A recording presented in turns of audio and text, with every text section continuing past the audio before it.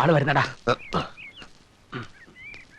എത്ര ലക്ഷം രൂപയായാലും കൊടുക്കാൻ പറഞ്ഞാൽ കൊടുക്കാൻ പറഞ്ഞാൽ കൊടുക്കാൻ. ഇതെന്താ സ്കൂളിൽ കിട്ടുന്ന ഉപ്പാവാണോ? അങ്ങനെ പറയരുത് സ്വാമി. ഇപ്പൊ തന്നെ 20 ലക്ഷം രൂപ അനാഥ മന്ദിരത്തിന് പുളിങ്കുരു വേണ്ടി കൊടുക്കണ പോലെ കൊടുത്തില്ലേ? ഇനിയും കൊടുക്കും. എനിക്ക് എന്തിനാ കാറും ബംഗ്ലാവും ഒക്കെ? അങ്ങനെ ഒരു ജീവിതം നാം കാക്ഷിക്കുന്നില്ലല്ലോ. അതറിയാം. എന്നാലും ഇന്ത്യയിൽ തന്നെയുള്ള നമ്മുടെ മറ്റ് ആശ്രമങ്ങൾ സന്ദർശിക്കാൻ സ്വന്തമായ ഒരു വിമാനം വാങ്ങിച്ചൂടെ? എത്ര കാലം എന്ന് വെച്ചിട്ടാ സമയനിഷ്ഠയും വൃത്തിയില്ലാത്ത നമ്മുടെ സർക്കാരിന്റെ വിമാനത്തിൽ യാത്ര ചെയ്യാ? വിമാനം വേണേ 1-2 വാങ്ങിക്കാം. ബാക്കിയുള്ള കാശ് അനാഥ മന്ദിരത്തിന് കൊടുക്കാലോ. അനാഥ മന്ദിരത്തിലേക്കുള്ള കൊടുപ്പും നിർത്തിക്കൂടെ?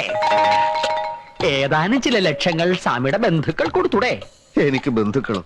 ലൗകിക ജീവിത കാലത്ത് ഞാനൊരു പെൺകുട്ടിയെ സ്നേഹിച്ചിരുന്നു. ഇപ്പൊ എനിക്ക് ഏത് ബന്ധുക്കൾ? തമിഴിലൊരു ചൊല്ലുണ്ട്, തമ്പി ഉനക്ക് എതുക്ക് ബന്ധുക്കൾ ശത്രുക്കൾ. കേട്ടിട്ടില്ലേ? ഇല്ല. എന്നാ ഇപ്പൊ കേട്ടോളൂ. നടപ്പിന് ലേശം വേഗത കൂട്ടുക. കാത്തിരിപ്പുണ്ടാവോ രോഗികള്? ഓ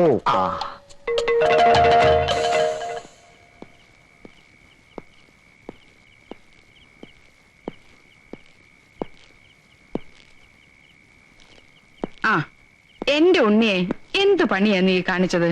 എവിടേക്കെങ്കിലും പോകുമ്പോ ഒന്ന് പറഞ്ഞിട്ട് പോയിക്കൂടെ? ആദ്യ കാരണം അച്ഛൻ ഇതുവരെ കിടക്കാൻ എണീറ്റിട്ടില്ല. എങ്ങോട്ടാണ് പോകുന്നതെന്ന് എനിക്ക് തന്നെ നിശ്ചയില്ലായിരുന്നോണ്ടാ പറയാതിരുന്നത്. ചെന്നെത്തിയത് പയ്യന്നൂരാ. കൂടെ പഠിച്ചിരുന്ന അബ്ദുൽ അസീസ് അവിടെ ഒരു ക്ലിനിക്ക് നടത്തുന്നുണ്ടെന്ന് അറിയായിരുന്നു. ഞാൻ കൂടെ നിൽക്കട്ടെ എന്ന് ചോദിച്ചു. അവൻ സമ്മതിച്ചു. വിവരം ഇവിടെ വന്ന് പറഞ്ഞിട്ട് പോകാന്ന് കരുതി.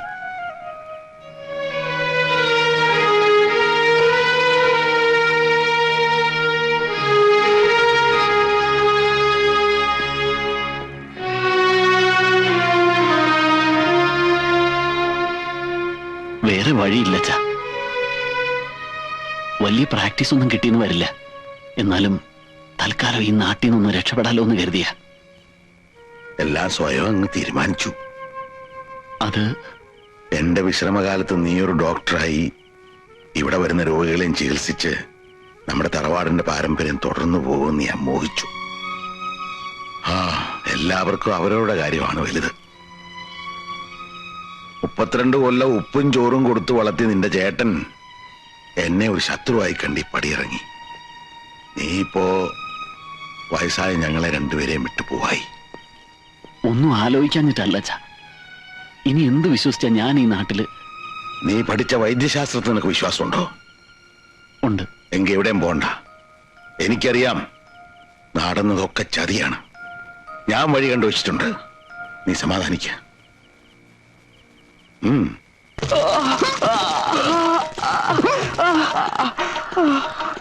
ഇപ്പൊ എങ്ങനെയുണ്ട്? അത് വെറും തോന്നലാണ്. ഈ ധൂമ ചികിത്സ ഞങ്ങളുടെ സിദ്ധവൈദ്യത്തിലെ ഒരു പ്രധാന ഇനമാണ്. നിങ്ങളുടെ തലവേദനയുടെ അവസാനത്തെ ദിവസമാണെന്ന് പരമാനന്ദ ഗുരുവെ ധ്യാനിച്ച് വിശ്രമിച്ചോളൂ. പൊയ്ക്കോളൂ. അടുത്ത ആള് വരിക.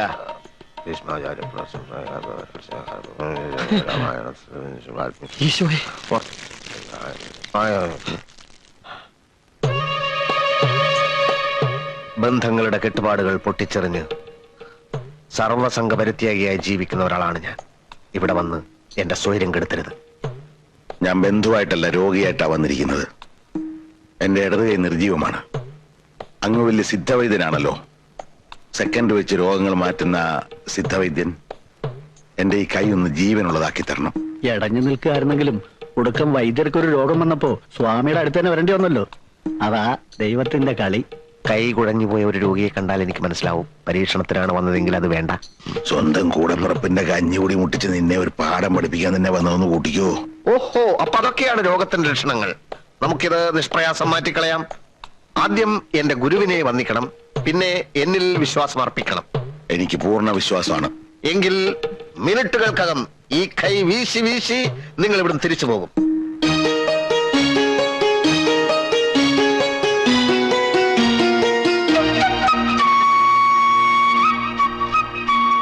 ഇതൊരു പ്രത്യേകതരം രോഗമായതുകൊണ്ട് ഒരു പ്രത്യേകതരം മരുന്ന് തന്നെയാണ് ഞാൻ പ്രയോഗിക്കാൻ പോകുന്നത്. തിരുമേനി,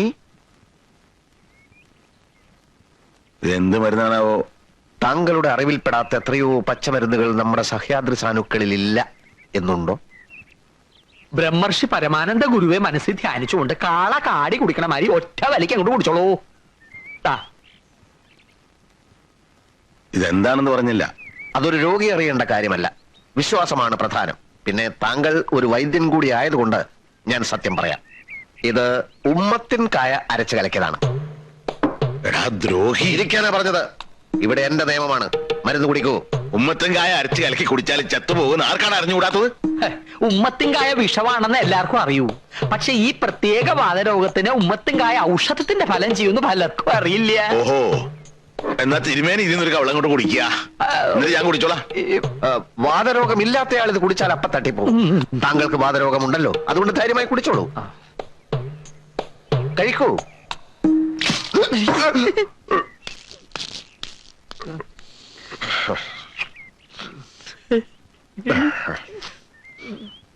ഭ്രാന്ത ഏട്ടന് ഭ്രാന്ത്. ഇന്ന് ഉമ്മത്തിങ്കായ കലക്കി തന്നെങ്കിൽ നാളെ ഇരുട്ടടി അടിച്ച് കൊല്ലില്ലെന്ന് എന്താ ഇത്ര ഉറപ്പ്? ആ, എന്താ എന്റെ ഉണ്ണി ഇങ്ങനൊക്കെ പറയണത്? സ്വന്തം അച്ഛനോട് ഏതെങ്കിലും മക്കൾ അങ്ങനെ കാണിക്കോ? പിന്നെ എന്താ ഇപ്പൊ കാണിച്ചേ? അത് കുടിച്ചിരുന്നേ കെട്ടിയെടുക്കേണ്ടി വരില്ലായിരുന്നു തന്നെ. ഛേ, നിങ്ങൾ ആരും കരുതും പോലെ ഒരു വിദ്യാസുരനോ ദുഷ്ടനോ ഒന്നും അല്ല കുഞ്ഞീഷൻ. തങ്കപ്പെട്ട മനസ്സാ അവന്റേത്. ഇതുപോലെ ഓരോ താന്തോന്നും ജനങ്ങൾ കാണിച്ച് നാട്ടുകാരെയും തല്ലി മേടിക്കുമ്പോ തങ്കം ചെമ്പാകും. ഏയ്, അവൻ ഏതോ ഗുരുവിന്റെ നിന്ന് വരം കിട്ടിയിട്ടുണ്ടെന്നുള്ള കാര്യം ഉറപ്പാ. അളിയൻ ആ കള്ളച്ചക്കന് വക്കാലത്തുമായിട്ട് നടക്കുക. കഴിവുകളെ പ്രശംസിക്കാൻ ശിവശേഖരൻ ഒരിക്കലും അമാന്തിച്ചിട്ടില്ല. ആ, അതവിടെ നിൽക്കട്ടെ. ഇവിടെ ഇപ്പൊ സംഗതി ഒന്നും ആയിട്ടില്ല. പന്തലുകാരൊക്കെ ഏർപ്പാടാക്കിയോ താൻ? എന്തിന്? കല്യാണം ഇനി അടുത്തില്ലേ? ഹും. ഏത് കല്യാണം? ഏത് കല്യാണമെന്നോ? ആങ്ങളൊക്കെ ഇത് എന്താ പറ്റിയേ? ഉണ്ണിയുടെ ഇന്ദുവിന്റെയും കല്യാണേ? ഓ, കല്യാണം കല്യാണം മംഗളശുഭേ വക്ഷസ്ഥലേ കൗസ്തുഭം ധർമ്മ സംസ്ഥാപനാർത്ഥായ സംഭവാമി യുഗേ യുഗേ. അമ്മാവാ, ഓടാ ആങ്ങളെ ഓടി. ശിവശങ്കര, പോടോ.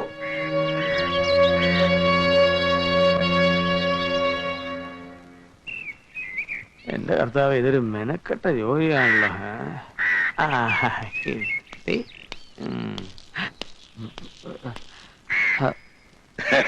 നേരത്തെ തന്നെ ചോദിക്കണമെന്നുണ്ടായിരുന്നു. ആ. നമ്മൾ തമ്മിൽ ഇതിനു മുമ്പ് കണ്ടിട്ടുണ്ടോ?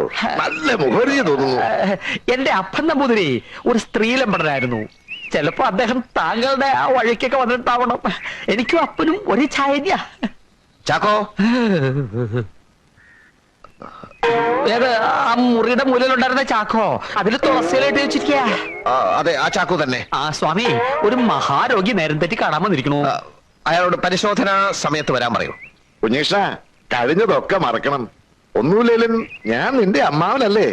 സർവസംഘ പരിത്യാഗിയായ നമുക്ക് അമ്മാവനില്ല, അമ്മായിയില്ല, അമ്മയില്ല, അച്ഛനില്ല. ഒടുവിൽ പറഞ്ഞത് ശരിക്കും സത്യമാണോ സ്വാമി? ഒന്ന് മാത്രം എനിക്ക് അറിഞ്ഞാ മതി. നിനക്ക് ഇപ്പോഴും ഇന്ദുവിനെ ഇഷ്ടല്ലേ? ഹേയ്, വന്ന കാര്യം വളച്ചു കെട്ടില്ലാണ്ട് പറഞ്ഞു തൊലയ്ക്ക് മനുഷ്യ. അല്ല, ഇന്ദുവിനെ നീ കല്യാണം കഴിക്കണം കുഞ്ഞീഷ. എനിക്കതിനുള്ള യോഗ്യതയുണ്ടോ? ഉണ്ട് കുഞ്ഞീഷ, നിനക്കേ അതിനുള്ള യോഗ്യതയുള്ളൂ. എന്റെ അനുജൻ ഉണ്ണികൃഷ്ണന് എന്നാണ് ആ യോഗ്യത നഷ്ടപ്പെട്ടത്? എന്തിനാ കുഞ്ഞീഷ എഴുതാപ്പുറം വായിക്കണത്? ആ കഥ കഴിഞ്ഞു എന്ന് വിചാരിച്ചോളൂ. വിചാരിക്കാൻ ബുദ്ധിമുട്ടുണ്ട്.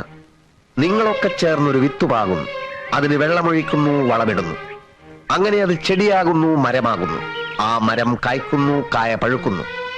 അതുപോലെ നിങ്ങളുടെയൊക്കെ അധ്വാനത്തിന്റെ പഴമല്ലേ ഉണ്ണികൃഷ്ണൻ?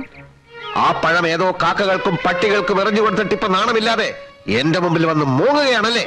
ഭർത്തിന് കൈപ്പിഴ ജന്മസിദ്ധയിലാണല്ലോ കുഞ്ഞീഷ്ണ. കൈപ്പിഴകളെ പറ്റിപ്പോയി, ഒരുപാട് അബദ്ധങ്ങൾ ചെന്ന് ചാടിപ്പോയി. മറക്കണം, പൊറുക്കണം. ഈ അമ്മാവനെ നീ ഒന്ന് സഹായിക്കണം. എന്റെ മകൾക്ക് നീ അല്ലാതെ ആരുമില്ല കുഞ്ഞീഷ്ണ. എല്ലാം തീരുമാനിച്ചുറപ്പിച്ച് കല്യാണത്തിനുള്ള സദ്യ വരെ ഒരുക്കിയിട്ട് മുടങ്ങിപ്പോയതല്ലേ ഇവളും ഉണ്ണിയും തമ്മിലുള്ള കല്യാണം? അതേടി, അത് മുടക്കിയ ദൈവമായിട്ടാണ് ഞാൻ കരുതുന്നത്. അല്ലെങ്കിൽ പിന്നെ അത് മുടങ്ങേണ്ട വല്ല കാര്യമുണ്ടോ? നിനക്കറിയില്ല, കോടിക്കണക്കിന് ആ കുഞ്ഞീഷിന്റെ ആസ്തി. സ്വന്തമായിട്ട് ഒരു വിമാനം വാങ്ങാൻ പോകുന്നു. കേസില്ലാത്ത ആ പീറ ഡോക്ടറെ കെട്ടിയ ഇവക്ക് ഇത് വല്ലതും സ്വപ്നം കാണാൻ പറ്റുമോ? അപ്പോ സ്വന്തം മോളിൽ ഇഷ്ടമല്ലേ നിങ്ങൾക്ക് വലുത്? ഈ കാര്യത്തിലല്ല. ഇവള് പറയാണ്, അച്ഛാ എനിക്കൊരു ചുവന്ന പാവാട വേണം, ഞാൻ വാങ്ങിക്കൊടുക്കും. കറുത്ത കരിവള വേണം, ഞാൻ വാങ്ങിക്കൊടുക്കും. പക്ഷേ കാൽക്കാശിന് ഗതിയില്ലാത്ത ഒരുത്തരെ ഭർത്താവായി വേണമെന്ന് പറഞ്ഞാൽ ഞാനതിന് കൂട്ടു നിൽക്കില്ല. ഈ ശിവശങ്കരനായ ലോകം കണ്ടവനാ. ആ ശിവശങ്കരനായ മകളെ കോടീശ്വരൻ കുഞ്ഞീഷൻ തന്നെ കെട്ടും, അല്ലെങ്കിൽ കെട്ടിക്കും. ആ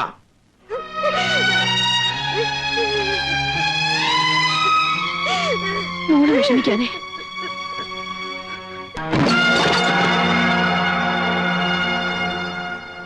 എന്താ ഉദ്ദേശം? മനസ്സിലായില്ല. ഏട്ടൻ എന്തിനാ വെറുതെ പുറകെ നടന്ന് എന്നെ ഇങ്ങനെ ഉപദ്രവിക്കുന്നത്? ഞാൻ ആരെയും ഉപദ്രവിക്കാറില്ല, കാരണം എനിക്കതിനുള്ള സമയമില്ല. ഓഹോ, കള്ളം പറഞ്ഞ് എന്റെ കല്യാണം മുടക്കി, വൃത്തികെട്ടൊരു നാടകം നടത്തി നാട്ടുകാരെ മുഴുവൻ എനിക്കെതിരാക്കി, അന്തസ്സോടെ ചെയ്തുകൊണ്ടിരുന്ന ഒരു ജോലി വെള്ളത്തിലാക്കി. ഒക്കെ ഞാൻ സഹിച്ചു. പക്ഷെ കുട്ടിക്കാലം തൊട്ട് ഒരു മുത്തുപോലെ തേച്ച് മിനിക്ക് മനസ്സിൽ കൊണ്ട് നടന്നിരുന്ന എന്റെ പെണ്ണിനെ തട്ടിയെടുക്കാൻ ശ്രമിച്ചാലുണ്ടല്ലോ, വിടില്ല ഞാൻ. അതെ, താൻ വരട്ടുണ്ടോ? താൻ വരട്ടിയ വരണ്ടു പോണ പീക്കറിയല്ലേ ഇദ്ദേഹം. തനിക്കറിയോ, താൻ ഒരു മുത്തുപോലെ തേച്ചു മിനിക്കാ കൊണ്ട് നടന്നിരുന്നെങ്കിൽ ഇദ്ദേഹം ആ പെൺകുട്ടി ഒരു കൽപ്പവൃക്ഷം പോലെ കരണിനകത്ത് നട്ടു നനച്ച് വളർത്തിയാ കൊണ്ട് നടന്നേ. അതെങ്ങനെ പിഴുതു കളയാൻ പറ്റുമോ? എന്നോട് ആരും സംസാരിച്ചില്ല. പോ. തിരുമേനി പറഞ്ഞത് ശരിയാണ്. അങ്ങനെ പിഴുതു മാറ്റാൻ പറ്റില്ല.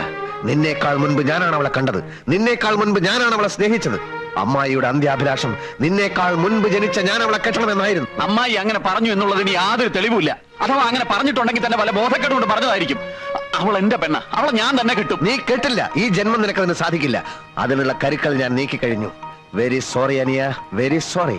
ഓഹോ, അപ്പൊ വാശിയാണോ? വാശിയാണ്. വാശിയുടെ കാര്യത്തിൽ ഞാൻ ഒട്ടും പുറയിലല്ല. നിനക്ക് ചുണയുണ്ടേ, നീ ചെന്ന് കെട്ടടാ. അപ്പൊ അവസാന തീരുമാനം എടുത്തു കഴിഞ്ഞു. എന്നാ കാണാം. ഓ, കാണാം. നിൽക്കൂ. അടിക്കടി വഴക്കിന് വരാണ്ടിരിക്കണാണ് ആരോഗ്യത്തിന് നല്ലത്. നല്ലൊരു തടിയുണ്ടല്ലോ, അത് കേടാക്കണോ? ഇപ്പൊ ഇതിരിക്കട്ടെ, സമയം വരും. അപ്പൊ താൻ തന്നെ തന്റെ ഗുരുവിന് കൊടുത്തേക്ക്. നൊന്തോ? ലേശം.